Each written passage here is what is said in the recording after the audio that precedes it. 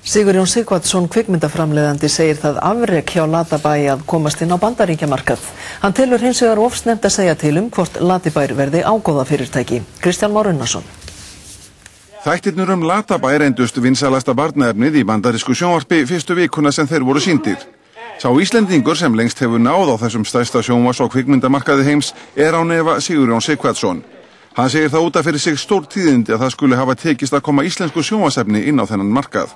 Það náttúrulega afrek út af fyrir sig, mjög sjaldgæft að það tækist bara að koma svona efni inn á þessa staði í Bandaríkjunum. Og hins vegar þetta áhorf og það lofar góðu. Þannig að ég held að þetta sé allt saman það er 1-0 eins og en það er náttúrulega ekki ennþá komin hálfleikur. Sigurjón segir að Latabæjar hugmyndin sé góð.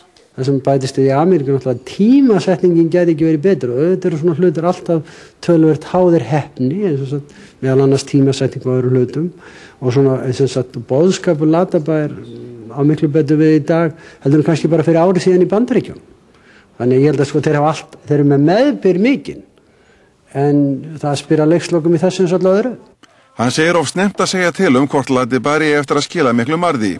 Það megi heldur ekki gleymast að framleiðsla á sjónvarpsefni sé afar áhættusöm. Á endanum gæti þetta þó gefið vel af sér. Ef Íslendingar velja bjartsýnir, það geti numið milljörðum.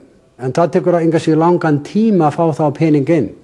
Ég myndi segja það til dæmis að sama hversu vel gengur þau sem fjárfesti í þessu fyrirtæki þeir eru ekki byrjað að sjá peninga fyrir eftir kannski 2 ár í fyrsta lagi.